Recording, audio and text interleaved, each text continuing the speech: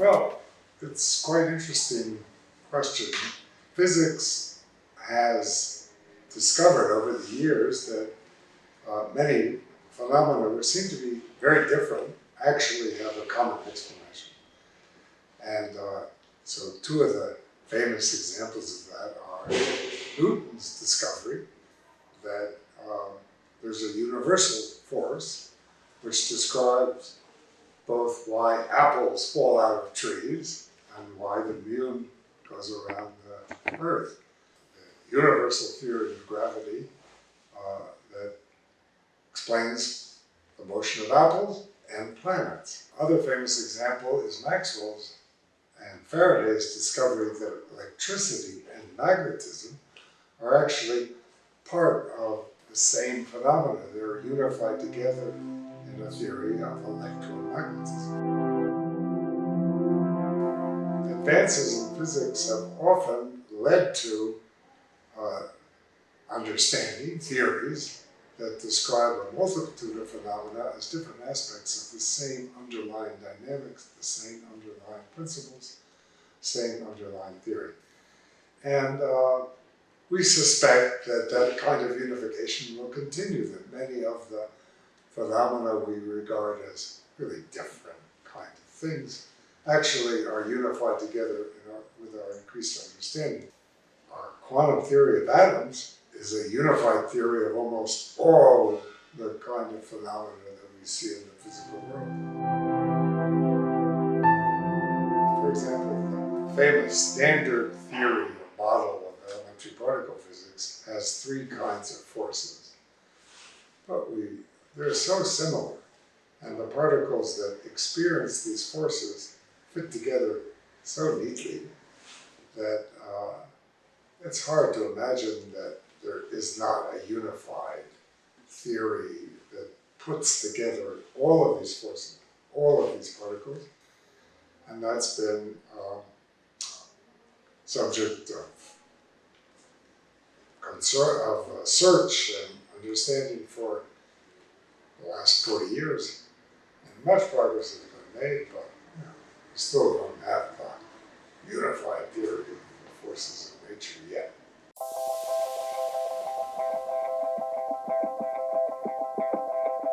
I get just absolutely fascinated by the fact that, especially by the advances that were made by theoretical physicists, people who just use their mind to understand the universe with the help of observation and experiment, of course.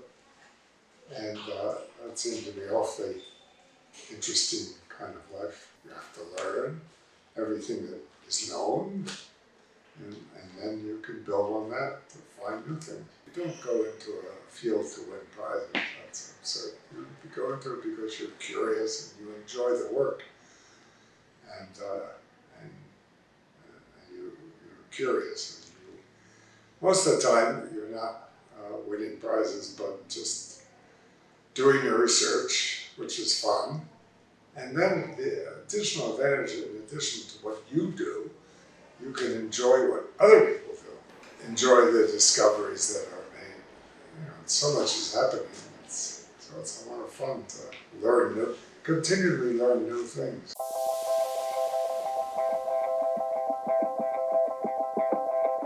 People should do what they really enjoy doing and what they're interested in. And of course, there's nothing more interesting than physics. It's the truth. Because you're really getting to the bottom of things in this reductionist sense that we talked about. And it's beautiful. And so I can certainly understand a young student being interested in physics. The world is open, and the world makes it pretty easy to accomplish, to have a life in physics. You have to learn. There's a lot you have to learn because we've learned a lot in the last few hundred years. You have to learn mathematics because mathematics is the language of physics, of science, of nature. And you have to understand what has been accomplished so far.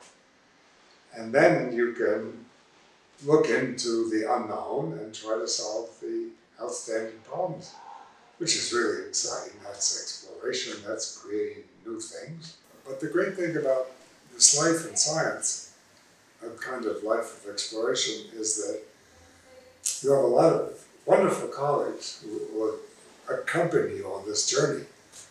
So science is very collaborative. You work with other people around the world. It's a great life. I recommend it.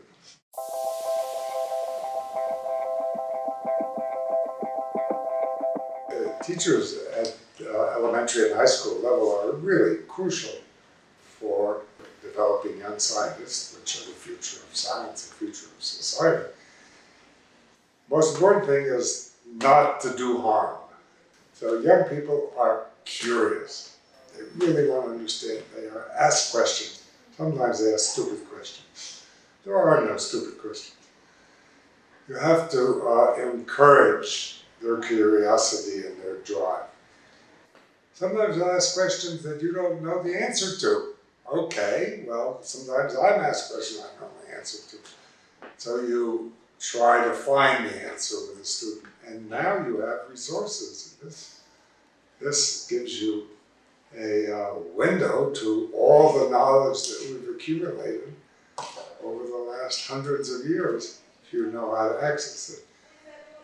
So encourage these brilliant young minds, because that's the future of science. Don't do harm. And try to encourage creativity. The most important thing is not teaching the facts or the formulas that they will use in solving examination questions. That's not important. What's important is the ideas, is how to think. So use your own imagination to try to figure out how to teach people to think and to pursue their curiosity and to be ambitious and not to limit themselves. No. But it's a great and important job that teachers are doing. Teaching is a hallowed profession.